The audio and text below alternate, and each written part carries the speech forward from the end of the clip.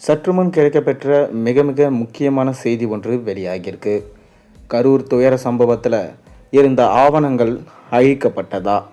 இதற்கு காரணம் ஸ்டாலின் அரசு, திமுக அரசு தானா என்கின்ற கேள்வி தற்போது எழுந்திருக்கு.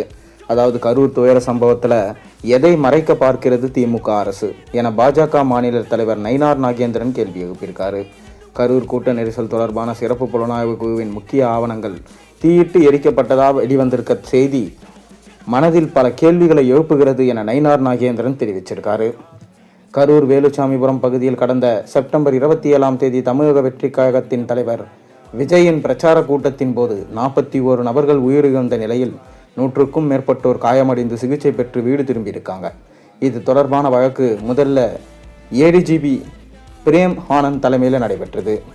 அதைத் தொடர்ந்து ஐஜி அஸ்ரா கார்க் தலைமையில் சிறப்பு புலனாய்வு குழு அதிகாரிகள் விசாரணை நடத்திட்டு வந்தாங்க. ஆனால் இந்த வழக்கில் சிறப்பு புலனாய்வு குழு விசாரணைக்கு தடை கோரி தமிழக வெற்றி கழகத்தின் சார்பில் உச்சநீதிமன்றத்தில் மனு தாக்கல் செய்யப்பட்டது. மேலும் அந்த மனுவில் சிபிஐ விசாரணைக்கு உத்தரவிடுமாறும் கோரிக்கை வைக்கப்பட்டது. இதனைத் தொடர்ந்து அக்டோபர் 13 நடந்த விசாரணையில் இந்த வழக்கை சிபிஐக்கு மாற்றி உச்சநீதிமன்றம் உத்தரவிட்டாங்க. சிபிஐ விசாரணைக்கு உச்சநீதிமன்றம் உத்தரவிட்ட நிலையில் ஐபிஎஸ் அதிகாரி பிரவீன்குமார் தலைமையிலான குழுவினர் நேற்று கரூருக்கு வந்தாங்க. இந்த சிபிஐ அதிகாரிகளிடம் சிறப்பு புலனாய்வு குழு வசம் இருந்த 1316 பக்கங்கள் கொண்ட விசாரணை கோப்புகள் இன்று ஒப்படைக்கப்பட்டிருக்கு. மற்றவை சிறப்பு புலனாய்வு குழு அதிகாரிகள் தீயிட்டு எரிந்ததாக கூறப்படுகிறது. இந்நிலையில் கரூர் துயர சம்பவத்தில் எதை மறைக்க பார்க்கிறது திமுக அரசு என பாஜக மாநில தலைவர் நயினார் நாகேந்திரன் கேள்வி எழுப்பியிருக்காரு. இது தொடர்பாக நயினார் நாகேந்திரன் தனது எக்ஸ் தள பக்கத்தில் கரூர் கூட்ட நெரிசல் தொடர்பாக சிறப்பு புலனாய்வு குழுவின் முக்கிய ஆவணங்கள் தீயிட்டு எரிக்கப்பட்டதாக வெளிவந்திருக்க செய்தி மிகுந்த அதிர்ச்சி ஏற்படுத்தியதோடு மனதில் பல கேள்விகளையும் எழுப்புகிறது.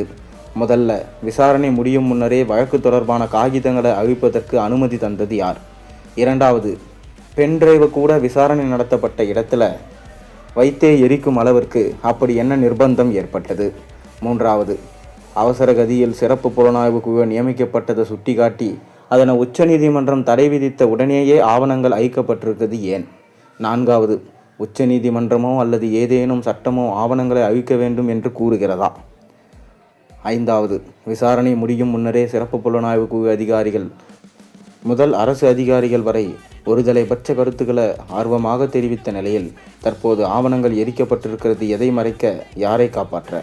கரூர் துயர சம்பவத்தில் சிபிஐ விசாரணைக்கு திமுக அரசு முதல்ல மறுத்தது.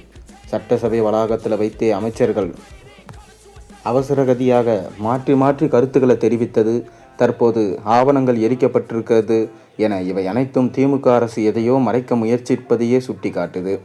ஆனால் உண்மை என்றும் உறங்காது. தமிழக பாஜக உறங்கவும் விடாது. எனவே வழக்கம் போல் வாய்ப்பூட்டு அணிந்து திசை திரும்பு நாடகங்களில் ஈடுபடாமல் ஆவணங்களை எரிக்கப்பட்டது தொடர்பாக உடனடியாக திமுக அரசு விளக்கமளிக்க வேண்டும் என்று வலியுறுத்துகிறேன் அப்படின்னு சொல்லிட்டு அவர் தெரிவிச்சிருந்தார். மேலும் ஆவணங்கள் எரிப்பு இதை தெரிந்து கொண்டதால் திமுக தலைவர் ஸ்டாலின் அவர்கள் மிகவும் அதிர்ச்சியில் இருக்காராம். நீங்கள் இதை எப்படி பார்க்குறீங்கன்றதை மறக்காமல் கீழே உங்கள் கருத்துக்களை கமெண்ட்டில் பதிவிடுங்க.